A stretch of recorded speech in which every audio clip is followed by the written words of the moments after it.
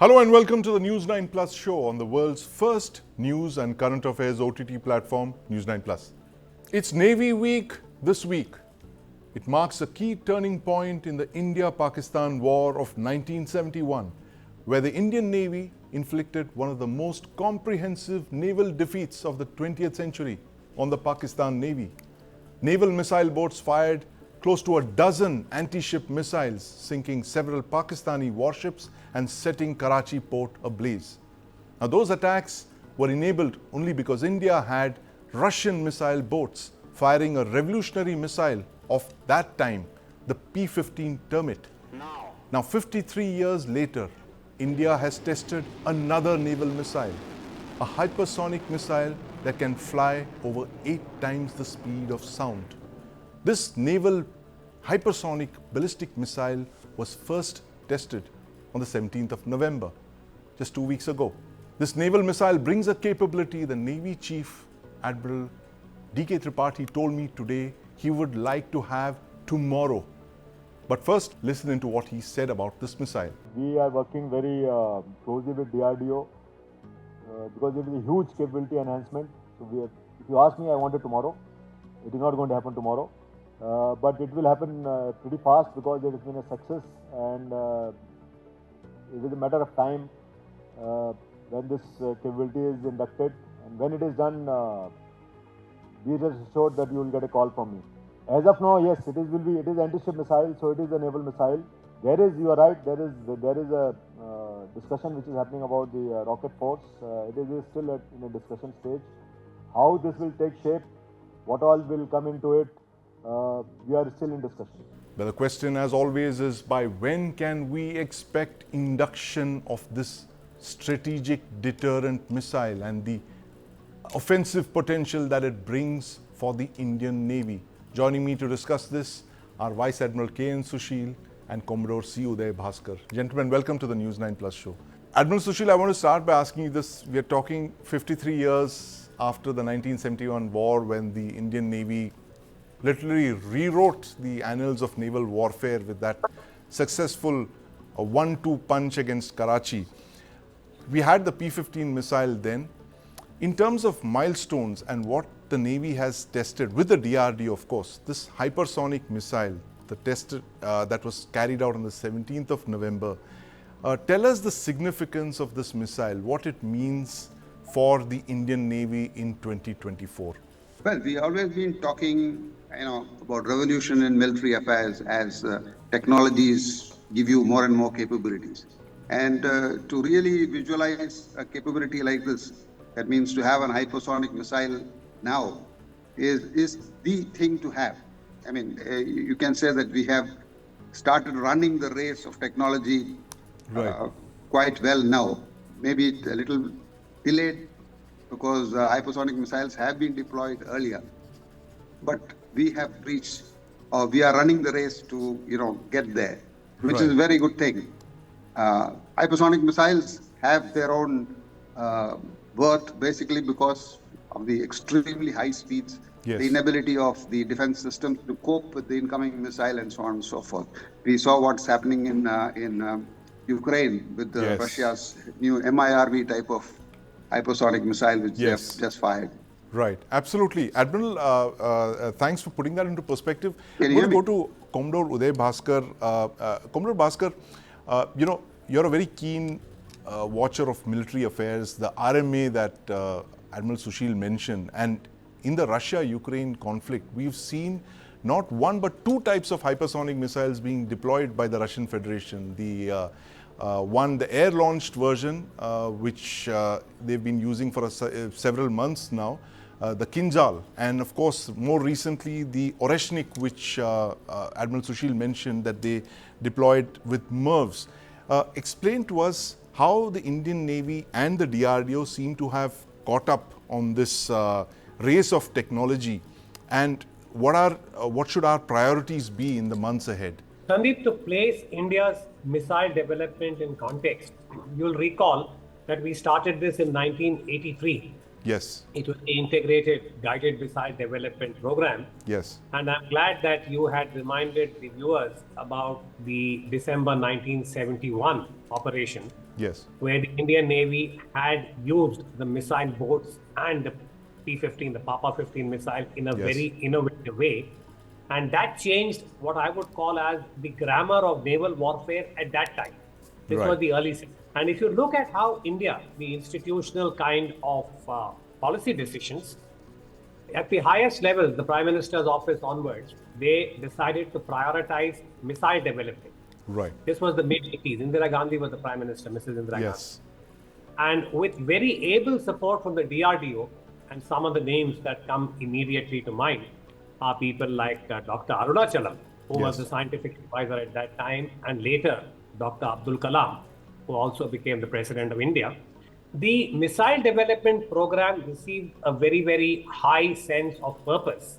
Right. And we saw the kind of milestones that were achieved. Within this, if I were to reconstruct, I would say that in the last 10 years, there Yes. has been a lot of focus in R&D in the major powers, Yes. particularly Russia, China, and the United States, about getting a hypersonic cruise missile. Yes. And as Admiral Sushil had just mentioned, anything that crosses Mach 5, that is 5 times the speed of sound, between Mach 5 to roughly Mach 10, we are talking about hypersonic missile capability. Yes. They come in two variants. One is the cruise, the other is the glide. Right. And from whatever is available in the public domain, you can see that the DRDO has focused on acquiring a certain level of competence with the hypersonic cruise missile. And clearly, from all the media reports that we have seen, November 17 has been successful test firing. Yes. But even now, I caution and say that perhaps we are still at the technology demonstrator level. Right. And as you pointed out in your opening remarks, we have to move into serial production. Right. And this is very expensive business. So I think today India can claim satisfaction and some degree of pride that we have now joined the ranks of Russia, China, the United States, and now India. Right. And major powers like Germany, Japan, etc., are also embarked on their own hypersonic cruise missile programs. But we are already there. And as Sushil said, we are in the race. We've picked up the baton. Yes. We have to see how it will be passed amongst the other players to ensure that we have adequate number Right. of these missiles, because they are very expensive. Let me sort of Right. underscore that point again, because it's going to be a budgetary exercise. Will the Indian Navy have adequate resources to be able to acquire them in a credible manner? That is the policy decision.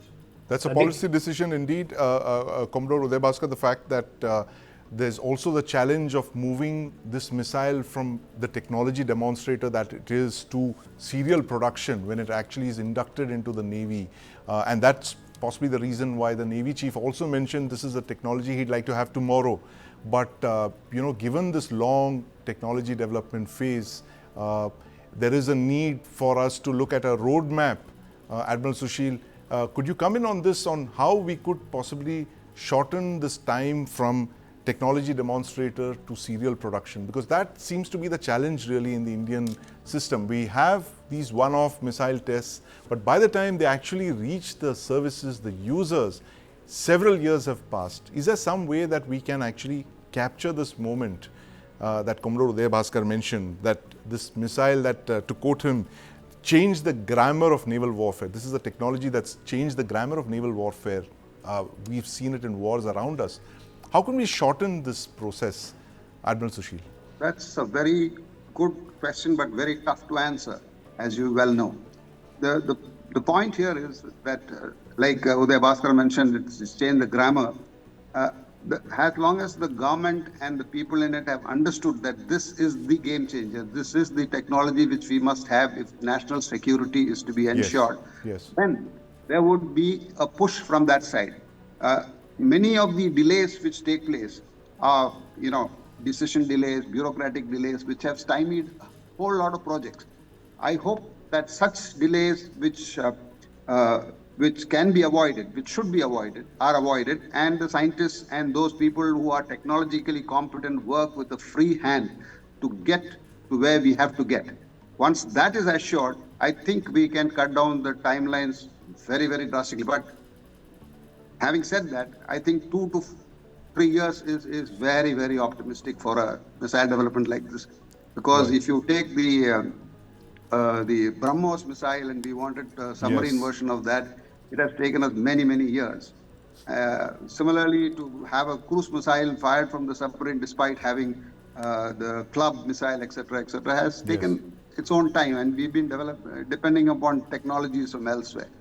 But I hope that this leap, gives us the acceleration that technological capabilities would have put into the DRDO, and then maybe, quickly reach this capability as we could. Right. So, a quick follow-on question to you, Admiral Sushil, based on what you just said. Where do the delays actually? I mean, obviously, it's apples and oranges, most of these cases. But where do these delays usually result? Is it a fact that is it because the policymakers don't realize the importance of a certain platform or a missile or a capability, which is why they don't allocate enough resources or attention spans to those systems which need to be prioritized? It's a combination of many of these things.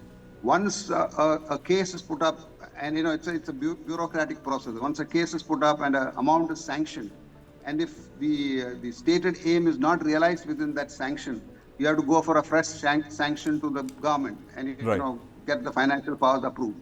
Now, this process is one, it's time consuming. Secondly, it depends on how the bureaucrats and the chain which gets into the process of allocating these resources look at these things. They take a pessimistic view or are skeptical about what will happen. They may not sanction the project, and it will take DRDO another 4-5 years to go around with the begging ball to restart the whole process again till somebody comes along and says, okay, go ahead. Right. I mean, these are the sort of things which have happened, and we know many cases where we have gone halfway through the project and come back.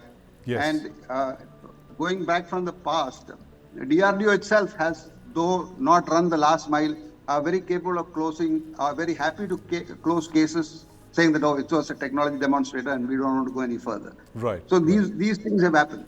Yes, these things have happened indeed, but in this case, it seems to be, I think there is a perfect alignment at least of the users, that is the services, and this is the naval missile program. As the chief mentioned today, there seems to be an alignment of the DRDO and the Navy in this project. But Commodore Uday Bhaskar, this capability of this missile, it's a long-range anti-ship ballistic missile of the kind that few nations have possessed. In fact, we drew a circle around the Andaman Islands from where possibly this missile could be launched from, and we discovered that it covered most of the South China Sea. So, in a sense, you today have at least the building blocks of the kind of technology that could make sea denial missions for the Indian Navy a reality, without having to rely on, say, platforms or, surface ships or SSNs, which are delayed by several decades. Do you think that this missile and the capability that it brings could actually help substitute several shortfalls that we may have in our force planning?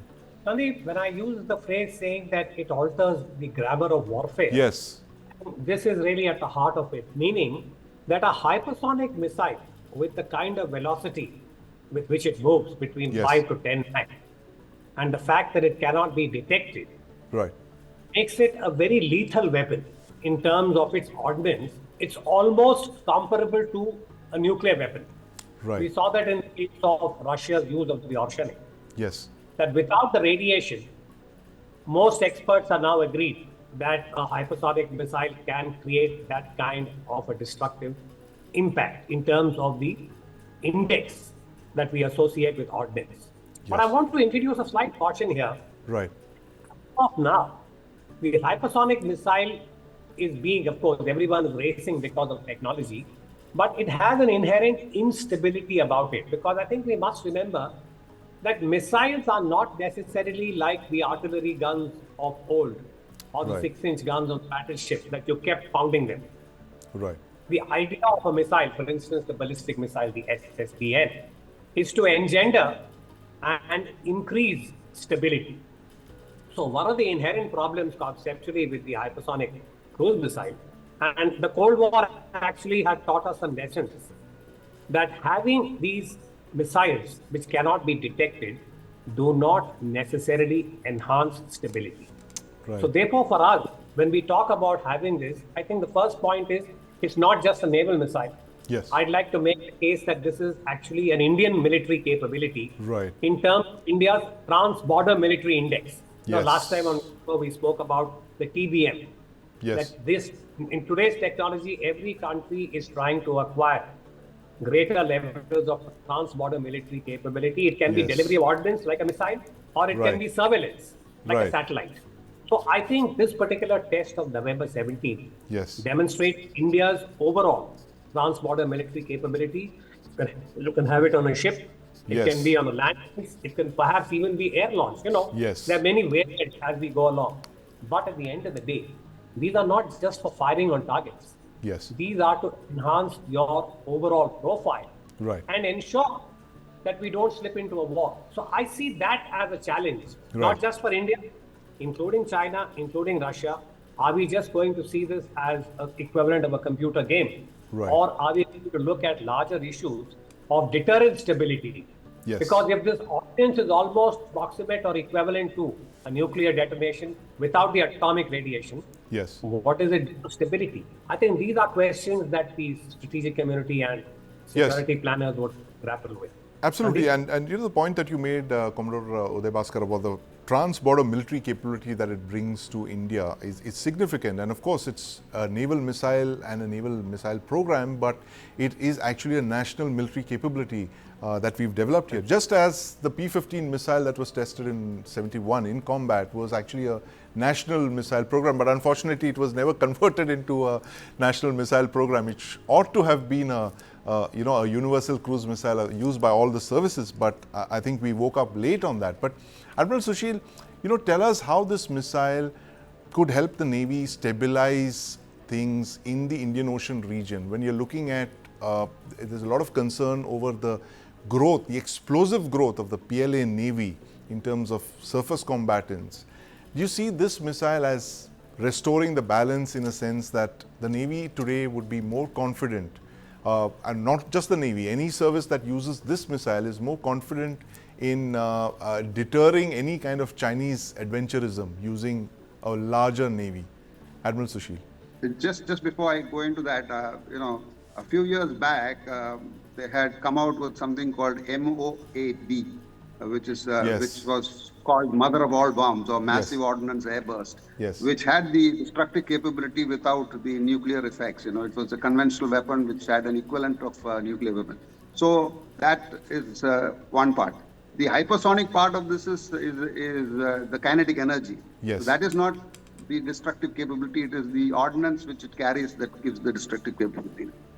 Now, as far as the Navy is concerned, this capability is fascinating because 1,500 kilometers range gives you a reach even from a conventional submarine or ships, which is commanding in terms of being able to deliver ordnance in such massive areas. Therefore, this capability is like or something similar to having a theater nuclear deterrent capability. Right. So therefore, in the busy areas of the international seas, these may not be so effective unless we have the MDA capability which can precisely target what we want.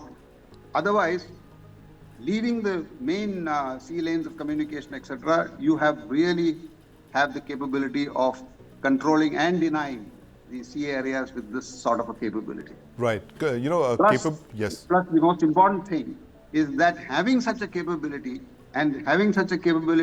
demonstrated would show that this could be used and will be used more than we would think of using a nuclear weapon because of its non-nuclear character. Right. Gives you and therefore that demonstrated capability with the ease of policy making makes it a very, very potent weapon. Right, it makes it a very potent weapon, but offensive and defensive weapon. But Admiral Sushil, what would be the technical challenges involved in this? Targeting a missile of this range and speed. What were the other allied constructs that you would have to put into place to ensure that this missile goes where it does? Would it be the seeker technology, for instance, to the ability to pick up ships?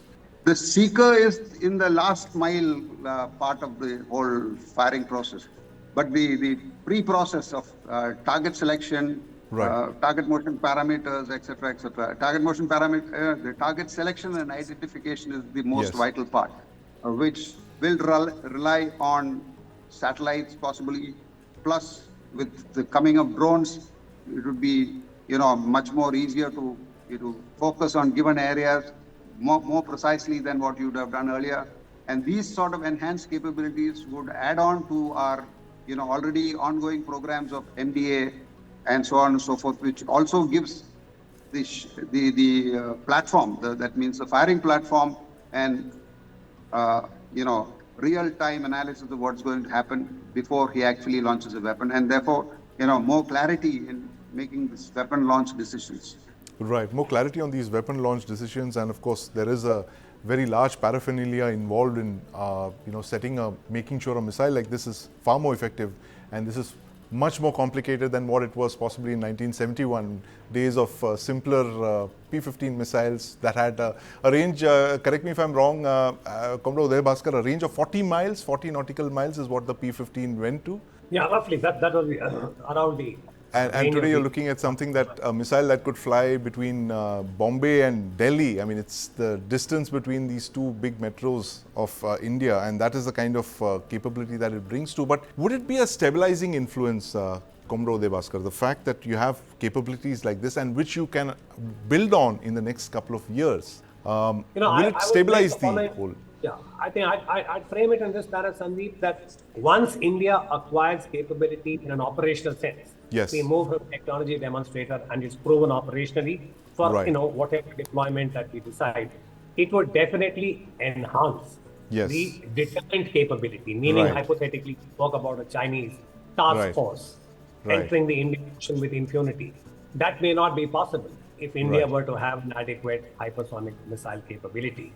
But that having been said, when we talk about enhancing stability yes, in a strategic sense, I think all the countries that have this capability should actually sit down and agree on the equivalent of the rules of the game. yes, We speak about the grammar of warfare. It is necessary, as the Cold War has taught us after the Cuban Missile Crisis, yes, that there is a framework, there are certain red lines. right, And that the whole purpose of acquiring strategic capability is to prevent any nation from hypothetically going through a Hiroshima-Nagasaki experience, right, but at the same time ensuring that you do not get into a situation where deterrence fails. And for that, I think India should consider getting into some kind of talks on yes, the use of the hypersonic cruise missile. And one last point, if I may add, Sandeep, yes, certainly, immediately after November 17th, I think from our past experience, I have long argued DRDO should not be saddled with production. yes, They are R&D, they are defense research and development. right, Having given the country a technology demonstrator, I think this is where the PMO and the highest levels of decision making in the CCS have to look at alternate models where production is assigned to another entity. yes, It not necessarily be public sector. Our experience with the public sector has been mixed. But today there is so much talk about public-private partnerships. I think if you can bring the cost of the missile down, and yes, this is a global effort, perhaps then we are talking about something that is doable. And to go back to your original question, what is the way ahead? What is the blueprint? I think that would be the kind of a public-private partnership, indeed. Thank you very much, Commodore Uday Bhaskar. In fact, thank you for joining us this evening, Admiral Sushil as well. You heard it from two of the finest naval experts that we have on the game-changing potential of this new naval hypersonic missile that's changed the grammar of warfare, indeed, and what we need to do in the years ahead to ensure that this missile moves from the technology demonstrator phase to actual production and with the services. You heard it from the two experts who tell us that speed is of the essence. And of course, we're talking of hypersonic missiles, so it's all about speed. We need faster induction of these capabilities to stabilize the security scenario in South Asia. Last Friday, the Minister of State for External Affairs, Kirti Vardhan Singh, said in the Lok Sabha that as per the pact seal last month between India and China on patrolling in Depsang and Demchok along the LAC in eastern Ladakh, this has been implemented as per the agreed modalities and timelines, and that the government continues to keep a constant watch on all developments having a bearing on India's security, and the government is taking all necessary measures to safeguard its sovereignty and territorial integrity. Now there are some 60,000 troops on the ground and no one is moving back. So what really has changed on the ground? Where are we with the 3 Ds? Disengagement, de-escalation and de-induction of troops. Joining me to discuss this, I have with me Lieutenant General LRAShM, Dr. Srikanth Kondapalli, and in the studio is my colleague Nivriti Mohan. Nivriti has travelled there when the face-off was on, and now, of course, more recently after the disengagement. Welcome to the News9 Plus show. General Sharma, I want to start by asking you this. What has really changed on the ground? How significant was the agreement with the Chinese last month? And what would you really look forward to in the days ahead? There's a statement that was to come from the External Affairs Minister that's delayed by a day. But what would be your lookout as a security analyst from the LAC in Ladakh? So thank you, Sandeep, for inviting me, and it's good seeing Nivriti here back into terra firma from Neoma, which we saw her the other day. Now, the fact is that it's a positive development. There is an agreement held, and the agreement has brought about some kind of sanity into the kind of tensions that existed on the line of actual control. So in many ways, it's a great positive. Yes. Now, that's first part. Second is that you mentioned about agreed modalities and timelines, which was stated by the Minister of State for External Affairs. So that agreed modalities and timelines as a word which has been stated by you are not exactly in the open domain as yet, and we are looking forward to the External Affairs Minister's statement today. But having said that, without knowing exactly what has been decided in this thing, it is still a positive step. One is that we got a toehold back into the Depsang Plateau. Every which way that we were patrolling Depsang Plateau, which was not alone along Raki Nala that we all know about and which has been agreed now. The other places to patrol were also through the Galwan Valley or from the Konkala passes and hot springs area. Right. All these areas had been blocked and now buffers have been created there. Yes. So the only way left out was this Raki Nala to go across there. So we had actually been denied this thing totally. Now we got a toehold. So as the news brought out by the media tells us, and whatever has been released by the army, we have done a patrol, and the patrol has gone up to, say, patrol point 10 or something. So on Depsang, we have a toehold. We have put a foot there. Have we completed the patrol across from 9 to 13? Well, I am not sure about it, but I would like to hear more on whether the modalities include 13. Now, the Chinese sent a patrol probably down on own side, which they have been claiming up to Burse, whether it reached Burse or it was stopped short of Burse to some other area and told to go back, or some in the modalities it is Burse has not been included as part of it. I don't know, but this needs to be also clarified whether the Chinese are allowed to come across to their claim line of 1959, whatever 1959 means. Yes. That's one part of the story. Second part is Demchok. On Demchok, there was a face-off, and the face-off was on the Demchok Nala, which is also called places CNN, the Chardingla Nilung Nala Junction. So, till where, what place has the modalities been decided to patrol ahead along the Chardingla Nilung Nala, or it's only up to the CNN Junction? Again, the modalities are not known. Earlier times, I remember we used to patrol much further ahead into this area. But at least, the face-off and the standoff, which was actually face-to-face in both these places, has been called off. So it stopped being de-escalating. And I'll add on to one more issue. Yes. Some of these satellite imageries which have come out across of Depsang Plateau, the Chinese withdrawal from Bai Junction 1, Bai Junction 2, has just moved about 5 to 7 kilometers behind. On the Twitter, there are some photographs to show that they have moved backwards, but it's not incredibly gone too back. So they are in proximity of these areas, and they have not caused any deinduction. You see the photographs of the kind of road infrastructure created in this area, exactly what we are patrolling, and to TWD, which is opposite, say, DBO, Dorot Bay Goldie, there is a web of roads and which has come out.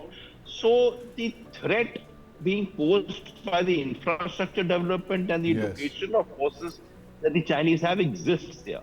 And therefore, Right. the other Ds that you are referring to, de-induction and de-escalation, doesn't seem to be in the cards now.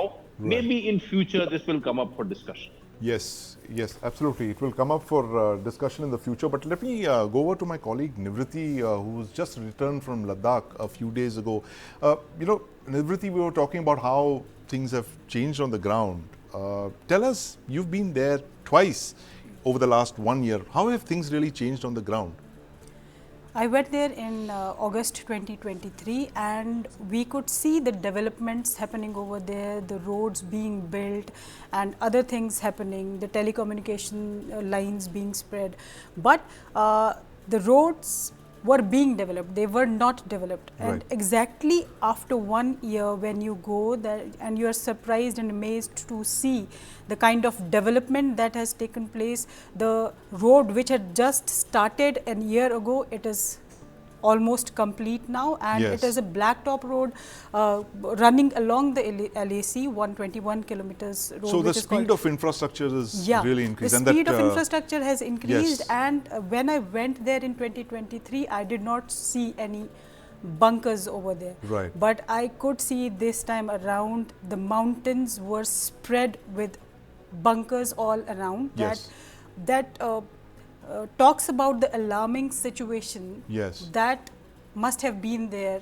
a Right, year absolutely. ago. I totally understand that, because the Indian Army wouldn't, want to be taken by surprise, a second time after what happened in 2020. But Dr. Srikanth Kondapalli, this General Rakesh Sharma mentioned that, disengagement might have happened. De-escalation and de-induction seem to be a remote possibility, and Nivriti has seen the kind of infrastructure both on our side and on their side. This infrastructure doesn't signal, the fact that both sides are likely to climb down from this anytime. It's about staying and not about leaving, that infrastructure. Do you see this as a possible agenda point for talks in the future between India and China, that you can't have such large numbers of troops literally eyeballing each other, maybe not the way they were until last month, but surely, to keep such large numbers of troops, almost 2 corps on both sides, is a possibility of, flashpoints like Galwan happening. What are your thoughts on this? Well, as General Rakesh Sharma mentioned, this is a work in progress and I think positive in larger context. The ground reality, of course, is, as you mentioned, there is the troop presence, substantial on both sides. The de-escalation process has not begun, patrolling only partly. So the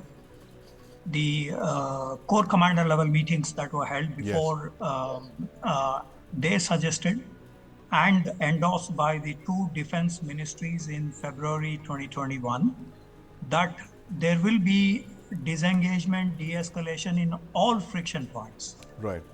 And we have seen the Depsang and Demchok being one of the areas, some of the areas, but not all. So we need to wait for the progress of discussion in relation to the other sectors, especially between patrol points 10 to 17, Yes. which is the most controversial ones. There is some progress in this regard, yet I think we have not reached the final stage. There is the buffer zones, there is the patrolling, all these also need to be factored in. So it's a work in progress as of now. We do not know exactly how much has been done. The Defense Ministry of China, the spokesperson, Colonel Wu, mentioned about great progress. Right. And he said that the Chinese Dragon and the Indian elephant are in a harmonious dance. Right. So one doesn't know what exactly does that mean, but the local level commanders would know what exactly that means. And will there be a friction in future? Quite possible. If there is no progress in regard to what the two defense ministries have mentioned 3 years ago, 2 years ago. So we are still at the 2021 level Right. in terms of looking at the border situation. So I guess we need to wait for a while to see what is exactly happening on the ground. Right. General Sharma, wait and watch, as Dr. Srikanth mentioned on the LAC. How soon will it be before this could be taken up at the highest levels? I'm fully aware of the fact that it is right now at the NSA level, the boundary talks. But at what point do we see this being taken up by, say, Prime Minister Modi and President Xi Jinping? The fact that we need to settle the boundary issue possibly in the next couple of years to avoid such incidents from reoccurring of the flashpoints that we saw in Galwan. Do you see this as coming up in their agenda points, or will this be again a pre-2020 kind of situation where both sides agree to keep the border issues aside and move on other areas as well? So this kind of forecasting and thinking of the future is not easy, Sandeep. And I agree Yes. with what Professor Kondapani has said. I do not like the harmonious dance that they talk about. Everything is double meaning when it comes from China. The other part is that we talk about Ladakh alone, but if you spread the thinking process, Yes. there are deployments from the eastern side also. Yes. And there are now some talks about escorted patrols, say to Yangtze or to Asfila, and so those areas are also got significant deployments enhanced after 2020 because the threat is across the board and not in Yes. eastern Ladakh. So there are issues here, and you see the infrastructure development that comes up, say in Doklam area or in the areas opposite anywhere else. There is tension here. So that's one part of the thing I say. One doesn't know what escorted patrols means. This is a new terminology around here. Yes. It's not joint patrol, you can escort it. So there can be issues here on the eastern side as well as in Ladakh. The second point is that, you see, finally, it is the staff work. And by staff work means at the ministerial level and Yeah. at lower levels that they have to get around to find a via media as to how the things will progress hereafter. Then only the principals ought to meet. Till the time the preliminary work is done at the Ministry of Defense, at the Corps Yes. Commanders level, and the Ministry of External Affairs, nothing significant will come out at the principals level because they would just endorse the thing of having peace across there. It Yeah. means that the SR level, which is starting now, and SR was supposed to be a political thought process of a matching of mind. They were political representatives. Yes. So if the SR talks begin in this manner and they make a headway, then alone we can think about the next level which comes up to President Xi and Prime Minister Modi. Right. So the SR level is, you're in favor of that, the SR level talks yielding results before it can move up the chain. Now, a quick follow-on question, General Sharma. For the last 4 years, the Indian Army has been forward deployed, in a sense, on a state of not a high alert but readiness all along this 2,000-kilometer LAC. Will this be the shape of things to come through this decade and beyond, or is this at some point going to become a Siachen kind of exercise for us, where we end up spending a whole lot of budgetary resources on maintaining a readiness level along the Himalayas? So Sandeep, again, a very difficult question. The fact of the matter is that, people who have been there and Riti's come there, it is very inhospitable terrain. Yes. And it's a difficult thing. So the best that one can hope for is that there would be some kind of a rapprochement that comes across in the present tenure of the government, Indian government, and present tenure of the Chinese president. And Yes. something is there because we don't want to postpone it. But I think to talk about this requires trust. Trust is very difficult to be achieved after what has happened here. Absolutely. And we shouldn't actually talk trust.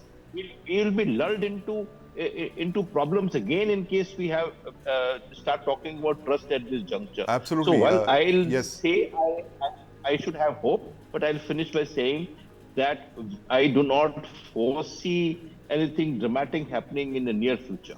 Nothing dramatic in the near future. And you know what you mentioned with the trust, the breakdown of trust. There's another word that I'm sure the army is equally wary of, which rhymes with trust, which is thrust, which is what happened in 2020. And Dr. Srikanth, the fact that trust is held hostage by thrust, by the Chinese thrust. Does it look at? Are you looking at a possible Siachinization of the LAC in the near future over the next couple of years? Very large numbers of Indian soldiers manning the LAC, the infrastructure build-up continuing as Nivriti has been carefully documenting in terms of airfields, roads, bridges, all of that. This Siachinization will continue as long as trust is a major issue. What would it really take for the two countries to actually finally de-induct on both sides? What is the trust factor that you'd be looking at? I think already we have the LOCization of the Yes. LAC Right. in terms of the mobilization of the forces since Galwan incident. So that is already happening at the moment. So what does it take to kind of disengage, de-escalate? The trust levels have been broken down on June 15, 2020.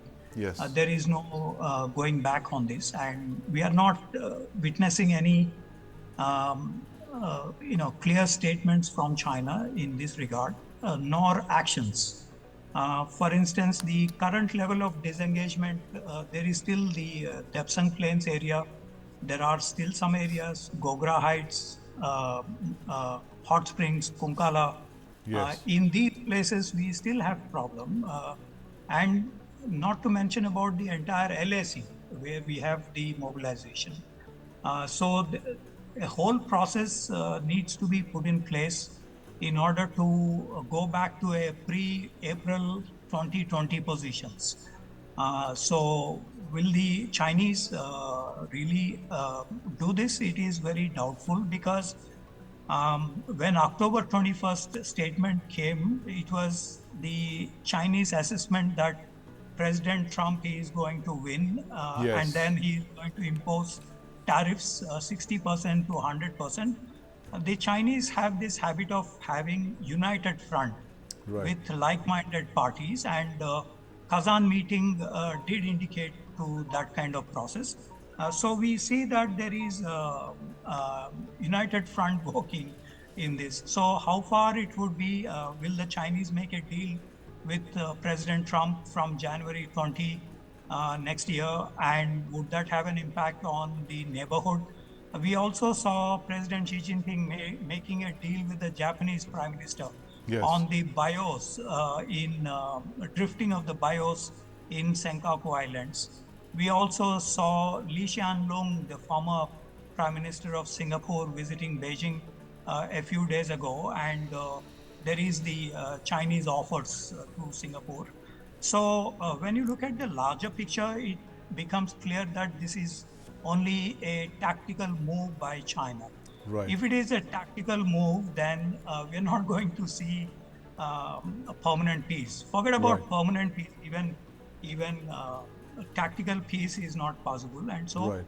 we need to keep the powder dry. Absolutely. Tactical peace, and we need to keep the powder dry, the LOCization of the entire line of actual control, as Dr. Srikanth mentioned. But closing comments from General Rakesh Sharma. A small point I wish to make is Yes. that there are other issues probably debated in Kazan which are not in the full limelight, which President Xi referred to, saying that the issues raised by the Prime Minister, which are also, he gave a positive impression on it. Maybe the Right. trade will increase, maybe the FDIs would increase, maybe Yes. the interactions would increase, maybe we will have better matching of minds on other issues outside the LAC. So now, if all that is going to happen, and it seems to be on the horizon that those things would take place in times to come, and if that's it going to happen, we have to basket the border away. We should not again be that bonhomie that comes up by trade and by other interaction and, Yes. by FDI coming into India should not allow us to be complacent on the line of actual control, because these are separate issues altogether. Right. The Japanese or the Philippines or the Taiwanese retain the trade arrangements with China, despite the fact that they have difficult relationships on the security issue. So we must maintain that issue. Absolutely. We have to be very clear-eyed on what the Chinese are offering us, because as our panelists have just told us that trust was the biggest casualty on the LAC in June 2020, and the fact that this trust now is held hostage by another rhyming word, that's thrust, is something that is the elephant, or rather the dragon in the room while we're dealing with China, and watching out for those statements that are yet to come from India's External Affairs Minister, Dr. Jaishankar. But thank you very much for joining us, gentlemen, and of course my colleague Nimrati Mohan.